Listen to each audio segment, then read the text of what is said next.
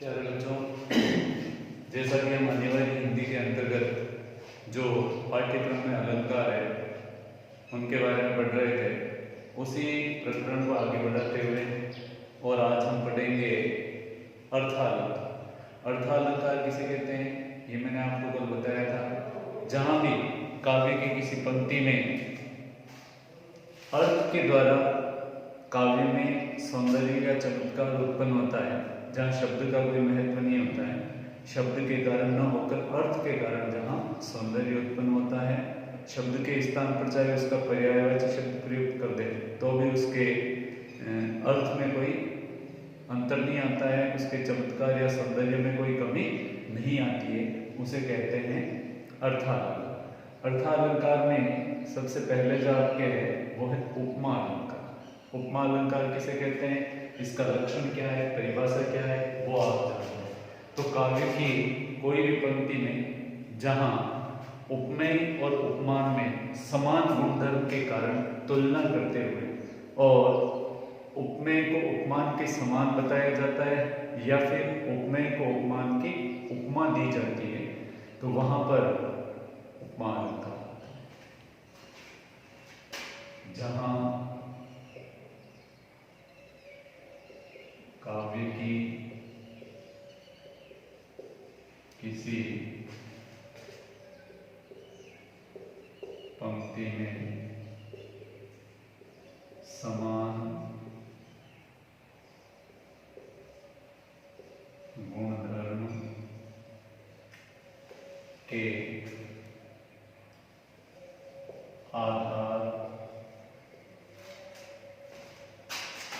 पर उपमेय तथा उपमान में तुलना करते हुए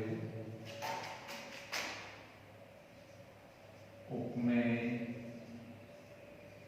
को उपमान के समान बताया जाता है या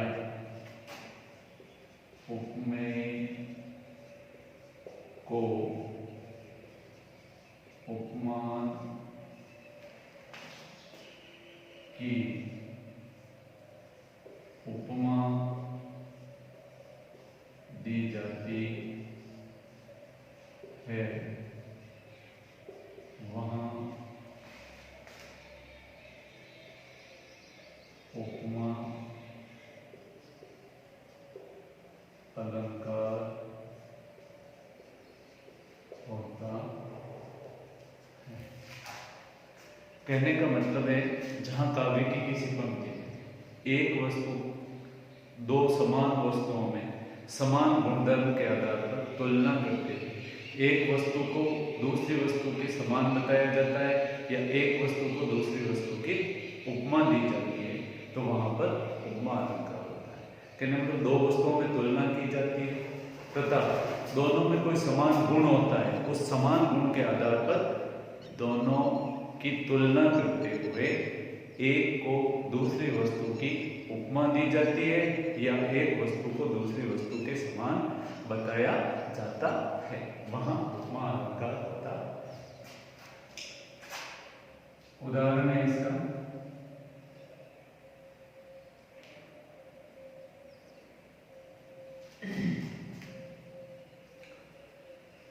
पीपल, पात, सरिस, मन, डोला। दूसरा उदाहरण है, सागर, सा, गंभीर, हृदय हो।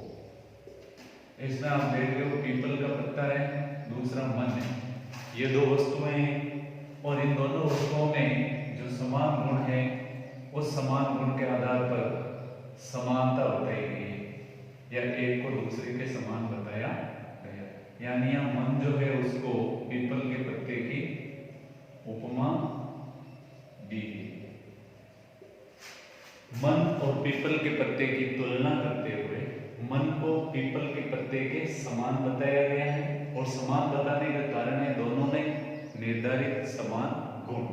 समान गुण के कारण मन की तुलना पीपल के पत्ते से करते हुए मन को पीपल के पत्ते के समान बताया है या फिर मन को पीपल के पत्ते की उपमा दी। अब यहाँ ये तो है उपमेय, क्योंकि इसको उपमा दी जा रही है, और पीपल का पत्ता हो गया उपमा, क्योंकि इसकी उपमा दी जा रही है। इसको उपमा दी जा रही है, इसकी उपमा दी जा रही है, यानी उपमेय और उपमान में समान गुण होने के कारण उपमेय को उपमान के समान बताया गया या उपमेय को उपमान की उपमा दी गई। तो जहां भी इस तरह की स्थिति होती है काव्य में वहां पर उपमा अलंकार होता है। यहाँ भी देख लीजिए सागर और हृदय, ये दो अलग अलग वस्तुएं हैं, लेकिन यहाँ दोनों में इस समान गुण के कारण हृदय को सागर के समान बताया, हृदय को सागर के समान बताया। यानी हृदय यहाँ उपमेय है और सागर यहाँ उपमान। इस प्रकार से यहाँ हृदय की तुलना सागर से करते हुए और हृदय को जो है सागर के समान बताया, तुलना की और इसको समान बताया। तो जहां भी काव्य की किसी पंक्ति में दो वस्तुओं में समान गुणधर्म के आधार पर एक वस्तु को दूसरी वस्तु के समान बताया जाता है या एक वस्तु की दूसरी वस्तु से तुलना की जाती है, अर्थात उपमेय की उपमान से तुलना करते हुए उपमेय को उपमान के समान बताया जाता है, तो वहां पर उपमा अलंकार होता है। अब उपमा अलंकार के जो अंग हैं वो मैं आपको बता दूं और इसके वाचक शब्दों के बारे में भी जानकारी दे दूं, क्योंकि इनकी जानकारी रखना जरूरी है। तो उपमा अलंकार ज्ञात करें, यानी ध्यान रखने की बात। पहले उपमा अलंकार के वाचक शब्द, वाचक शब्द वे होते हैं जो उपमा की पहचान कराते हैं। सा, सम, समान, सदृश, सादृश्य, कासा इत्यादि, ये उपमा के वाचक शब्द हैं। यानी काव्य की किसी पंक्ति में इस तरह के शब्द हों तो उन्हें देखकर भी हम पहचान सकते हैं कि इसमें उपमा अलंकार है। फिर उपमा अलंकार के अंग, उपमा के चार अंग हैं। पहला उपमेय, यानी जिसको उपमा दी जाती है। दूसरा उपमान, यानी जिसकी उपमा दी जाती है। तीसरा साधारण गुणधर्म, यानी ऐसा गुण जो दोनों वस्तुओं में समान रूप से पाया जाता है। और चौथा वाचक शब्द, ऐसा शब्द जो दोनों के बीच समानता को बताता है, वो कहलाता है वाचक शब्द। तो ये चार इसके अंग हैं। वाचक शब्द क्या है वो मैं आपको बता चुका हूँ। गुणधर्म का मतलब जो गुण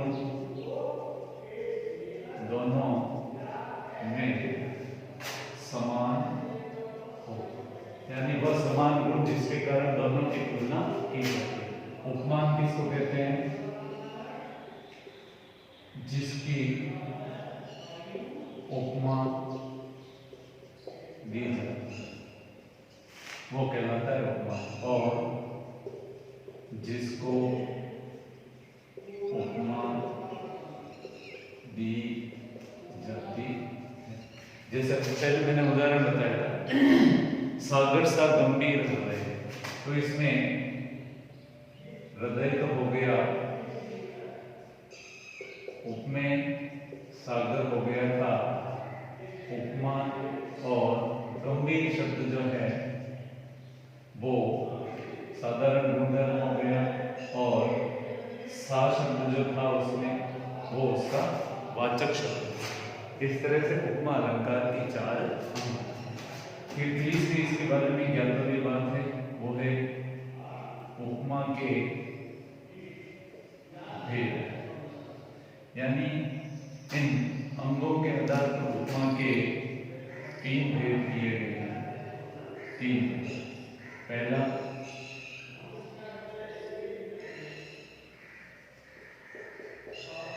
पूर्णोपमा अलंकार, दूसरा लुप्तोपमा अलंकार, तीसरा मालोपमा।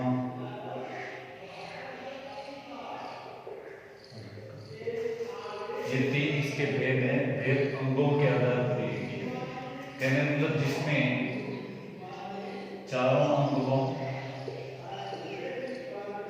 उपमा के चारों अंग हो, उपमेय भी हो, उपमा भी हो, साधारण गुणधर्म और वाचक शब्द, ये चारों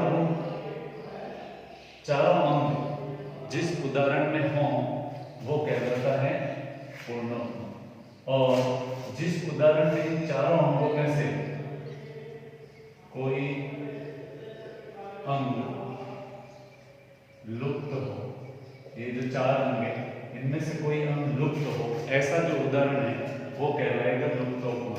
और जिसमें उपमेय एक हो तथा उसके उपमान अनेक हो, यानी एक ही उपमेय के अनेक उपमान हो, ऐसा कोई उदाहरण होता है वो कहलाता है मालोपमा अलंकार। यानी एक ही उपमेय को अनेक उपमानों की, एक ही उपमेय को अनेक उपमानों की माला, वो कहलाता है मालोपमा अलंकार। इस तरह से ये 3 इसके भेद किए गए हैं। तो उपमा अलंकार के बारे में उसका लक्षण, उसके वाचक शब्द, उसके अंग और उसके भेद, ये आपकी जानकारी में होने चाहिए।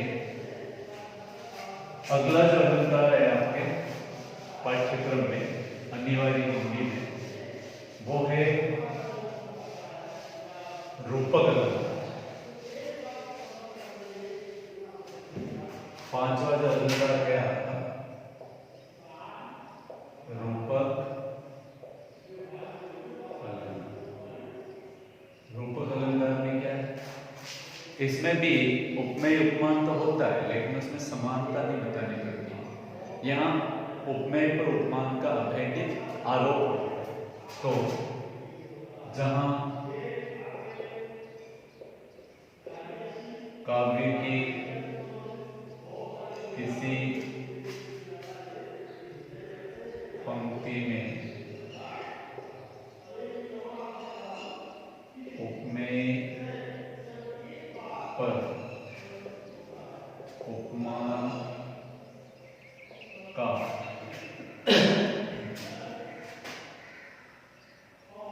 अभेद्य आरोप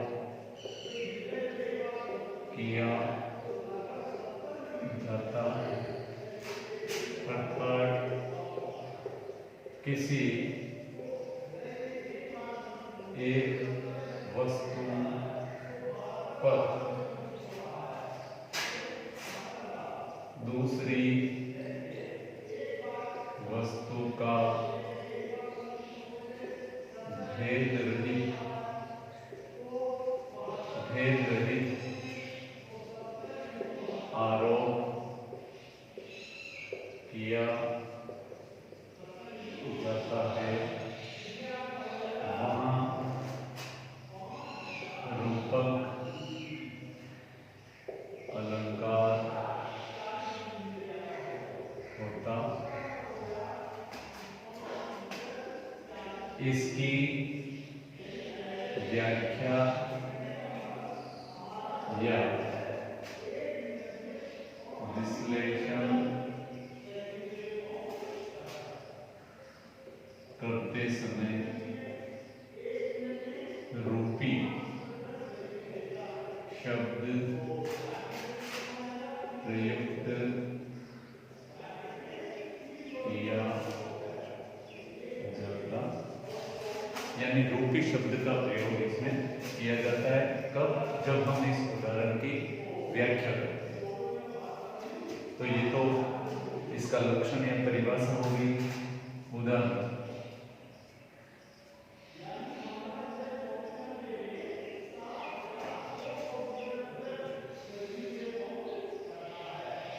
अंबर पनघट में डूबो रही तारा गत उषा नागरी। ये सबसे सुंदर उदाहरण है रूपक का, जहां कवि ने एक ही पंक्ति में तीन जगह रूपक अलंकार का सुंदर प्रयोग किया है। यहाँ आप देख रहे हैं अंबर पनघट, तारा गत, उषा नागरी। अंबर अलग वस्तु है, पनघट अलग वस्तु है, दोनों अलग अलग वस्तुएं हैं। लेकिन यहाँ कवि ने एक वस्तु पर दूसरी का आरोप किया है। अंबर कोई पनघट नहीं होता है, अंबर का मतलब आसमान होता है, पनघट का मतलब जहां पानी भरते हैं वो। तो आसमान कोई पनघट नहीं होता है, लेकिन यहाँ कवि ने अंबर के ऊपर पनघट का आरोप किया है, वो भी अभेद्य। तो एक वस्तु पर दूसरी वस्तु का जहां भी आरोप होता है वहां रूपक अलंकार। ये उपमेय पर उपमान का आरोप, यानी अंबर यहाँ उपमेय और पनघट जो है वो उपमान है। तो यहाँ देख रहे हो उपमेय के ऊपर उपमान का अभेद्य आरोप किया गया। कहने का मतलब अंबर रूपी पनघट, अंबर इज नॉट पनघट, अंबर कोई पनघट नहीं है, फिर भी अंबर के ऊपर पनघट का आरोप हो गया तो क्या हो गया? अंबर रूपी पनघट। तो जहां भी एक वस्तु को दूसरी का आरोप होता है, नहीं है फिर भी आरोप लगे, अंबर कोई पनघट नहीं है, फिर भी कहा जा रहा है अंबर पनघट, इसका मतलब अंबर के ऊपर पनघट का आरोप किया जाए। इसी तरह से तारागढ़, तारा यानी नक्षत्र, तारे, घट यानी गड़ा जिसमें पानी भरते हैं। तो तारा कोई गड़ा नहीं होता है, लेकिन फिर भी यहाँ तारे के ऊपर गड़े का आरोप है। तारा तो उपमेय हो गया और गड़ा उपमान। उपमेय पर उपमान का अभेद्य आरोप किया गया है। उषा नागरी, उषा का मतलब होता है प्रातःकाल, सुबह, और नागरी का मतलब होता है नारी। तो उषा कोई नारी नहीं होती है, फिर भी यहाँ कवि ने जो है उषा के ऊपर नारी का आरोप किया है। उषा तो हो गया उपमेय और ये हो गया उपमान। उषा कोई नारी नहीं, फिर भी इस पर नारी का आरोप है। तो जहां भी उपमेय पर उपमान का अभेद आरोप किया जाता है वो रूपक अलंकार होता है। तो यहां बन जाएगा अंबर रूपी पनघट में तारा रूपी घड़ों को उषा रूपी नारी जो है वो डुबो रही है। कहने मतलब उषा रूपी नारी अपने तारा रूपी घड़ों को अंबर रूपी पनघट में डुबो रही है। तो यहाँ आप देख रहे हैं उपमेय पर उपमान का आरोप है। और उदाहरण देख लीजिए, प्रीति नदी में पाँव न बोले। इसमें प्रीति नदी, प्रीति का मतलब प्रेम होता है, नदी का मतलब नदी, दोनों अलग अलग वस्तुएं। प्रेम कोई नदी नहीं होता है, लेकिन फिर भी यहाँ कवि ने जो है प्रेम के ऊपर नदी का आरोप किया है। प्रेम के ऊपर नदी का अभेद्य आरोप किया है, और आरोप करने के कारण यहाँ रूपक होता है, यानी प्रेम रूपी नदी। प्रीति नदी का मतलब प्रेम रूपी नदी। इसी तरह से और है, अपरस रहत स्नेह तगा। सूरदास के पद की पंक्तियां हैं दोनों ही। स्नेह तगा, यह रूपक लगता है। यह रूपक क्यों है? तगा यानी धागा, स्नेह यानी प्रेम। प्रेम कोई धागा नहीं, प्रेम अलग वस्तु है, धागा अलग वस्तु है, दोनों भिन्न भिन्न वस्तुएं हैं। तो प्रेम कोई धागा नहीं है, प्रेम इज नॉट ए धागा, प्रेम कोई धागा नहीं है। फिर भी यहाँ आप देख रहे हो प्रेम के ऊपर धागे का आरोप है, और आरोप होने के कारण यहाँ पर एक वस्तु पर दूसरी वस्तु का अभेद्य आरोप किया गया है, और आरोप होने के कारण यहाँ रूपक है। कहने का मतलब स्नेह रूपी धागा, प्रेम रूपी धागा, स्नेह धागा यानी प्रेम रूपी धागा, प्रीति नदी यानी प्रेम रूपी नदी। तो यहाँ पे आप देख रहे हो रूपक अलंकार है। जहाँ कहीं काव्य की किसी पंक्ति में एक वस्तु पर दूसरी वस्तु का अभेद्य यानी भेद रहित आरोप किया जाता है, वहाँ रूपक अलंकार होता है। और अगला जो अलंकार है आपके, वो है उत्प्रेक्षा अलंकार। ये भी आपके पाठ्यक्रम में है, उत्प्रेक्षा अलंकार।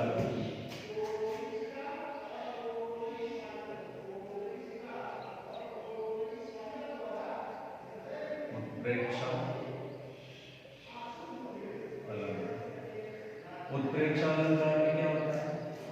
यहाँ भी उपमेय और उपमान का ही मामला है, लेकिन यहाँ न तो उपमेय और उपमान को समानता की जाती है, न ही उपमेय पर उपमान का आरोप किया जाता है, या उपमेय में उपमान की संभावना की जाती है। तो जहां काव्य की किसी पंक्ति में उपमेय में उपमान की संभावना की जाती है, अर्थात किसी एक वस्तु में दूसरी वस्तु की संभावना की जाती है, वहाँ उत्प्रेक्षा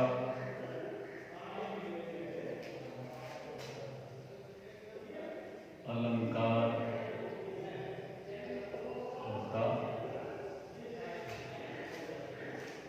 यहाँ उपमेय में उपमान की संभावना, ठीक है ना, एक वस्तु में दूसरी वस्तु की संभावना। जैसे वाचक शब्द भी लिख लीजिए इसमें, वाचक शब्द जैसे उपमा में थे वैसे इसके भी वाचक शब्द है। वो है मनु, जनु, मानो,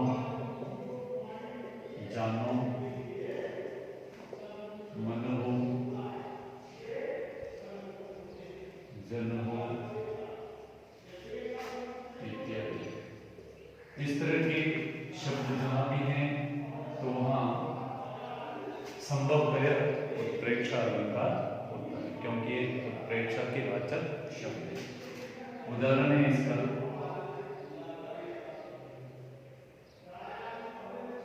सोहत ओढ़े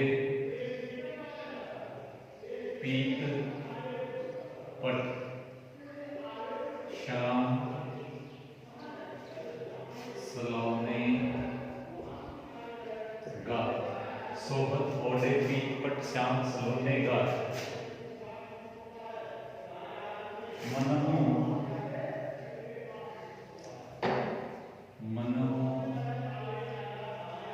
नीलमणि सैल पर आतप पर्यो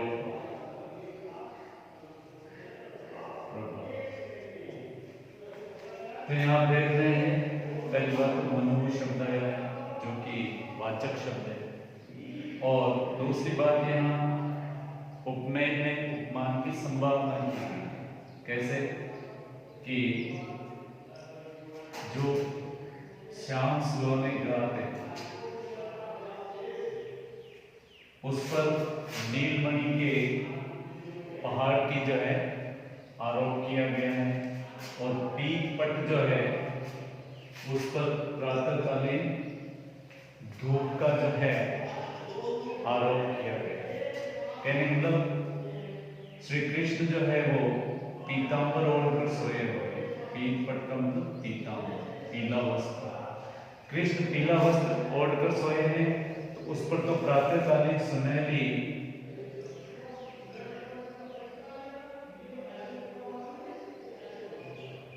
धूप का आरोप है।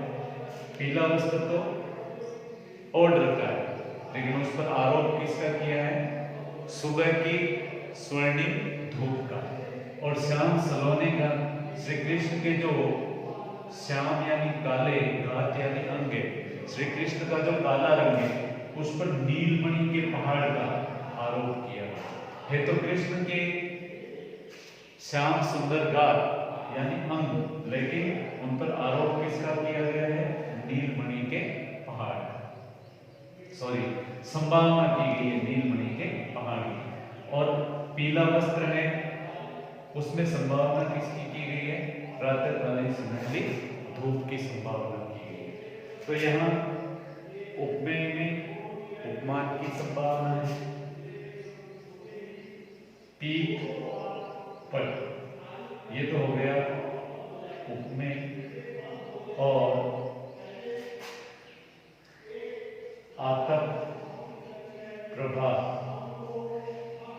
सुबह की जो धूप है वो हो गया उपमान। इसी तरह से श्याम सलोने गा, कृष्ण के जो सुंदर अंग हैं वो तो उपमेय हो गए, और नीलमणि शैल जो है, नीलमणि से बना हुआ पहाड़, वो क्या हो गया? वो हो गया उपमान। तो यहां हम देख रहे हैं उपमेय पर उपमान का की संभावना, और यहां भी उपमेय में उपमान की संभावना की, यहां भी संभावना। वास्तव में तो पीला वस्त्र है, लेकिन उसमें संभावना किसकी की गई है? प्रातःकालीन सुनहरी धूप की। वास्तव में तो श्री कृष्ण के काले रंग है, लेकिन उसमें संभावना किसकी की गई है? नीलमणि के पहाड़ की, क्योंकि नीलमणि का पहाड़ भी काला होता है।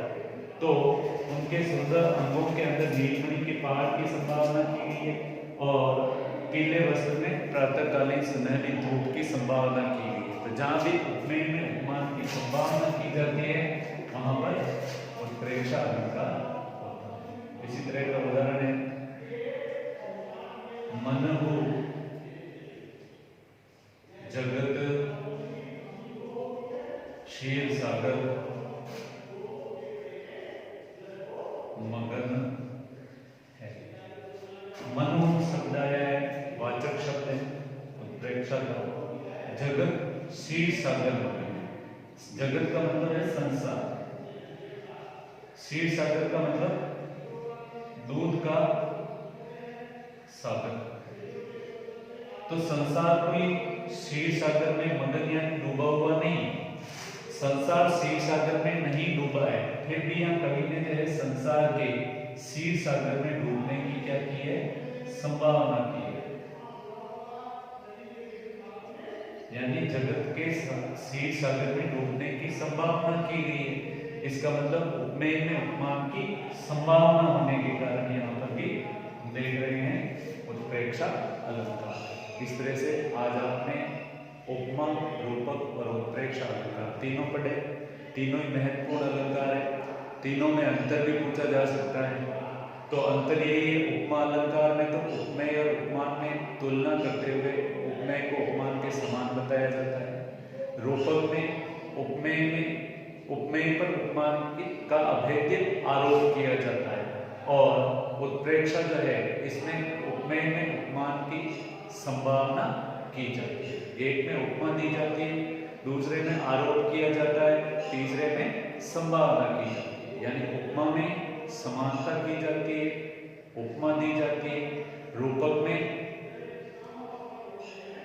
आरोप किया जाता है और उत्प्रेक्षा के अंदर संभावना की जाती है। ये तीनों में